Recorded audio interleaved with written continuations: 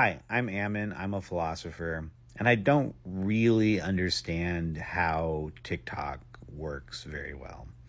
So I'm not sure, because of that, why I think it's a pretty good idea to do what I'm going to do. But I do think, even though I don't understand TikTok, that I can explain Martin Heidegger's Being in Time on TikTok. Until recently, until about 5 minutes ago when I opened up this app, I assumed that meant 3 minute chunks. Apparently, it means 10 minute chunks. But part of my goal is going to be to, at least in theory, keep them close to around 3 minutes. Being in Time by Martin Heidegger, one of the most sort of controversial and famously difficult books in 20th century philosophy. And I know enough about TikTok to be mindful of the fact that there are, let's say, TikTok genres and conventions. That doesn't mean that I'm going to do any dances or play any bullshit music. I don't think that all the music on here is bullshit, but if I was going to do something, it would end up being bullshit music almost certainly. But what it does mean is that I am going to try to keep each of these 3 minute chunks pretty discreet, and I'm going to try to not get too deeply into technical and terminological minutiae and jargons. I'm going to try to really explain what I think is going on there. Two reasons why I decided to do this with Being in Time. So this is as I said, very controversial book. A lot of people think it's the most important philosophical book of the 20th century. A lot of people think it's utter garbage for many different kinds of reasons, and I'm not going to try to shy away from those as they come up.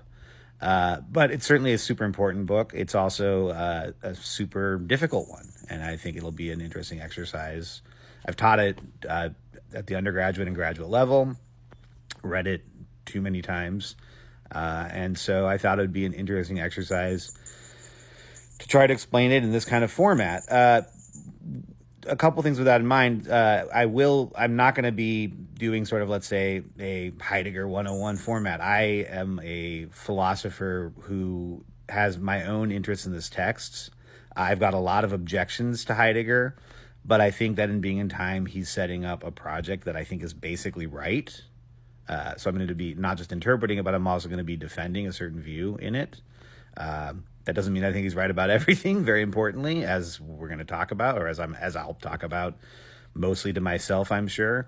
But I am going to be pushing a certain angle. The angle that I'm pushing, I'm an arrogant enough asshole to think is the correct angle. I think I understand it correctly. But it is definitely a way of interpreting the text that a lot of other Heidegger scholars are going to think is wildly wrong. So I'm not giving like the most anodyne or I'm not trying to give the most sort of agreed upon take on it. I am trying to work through it as I said, in about 3 minute chunks. Will I give background or not? I'll end up giving a lot of background, I'm sure, but I'm not going to start off with a bunch of introductory bullshit. In the next video, I'm going to jump right into the opening of Being in Time, and I'll explain anything else that needs to be explained about it as we get into it. Anyway, this will be a fun exercise in me talking to myself, most likely, but maybe 3 or 4 other folks will get a kick out of it too. We'll see. Thanks.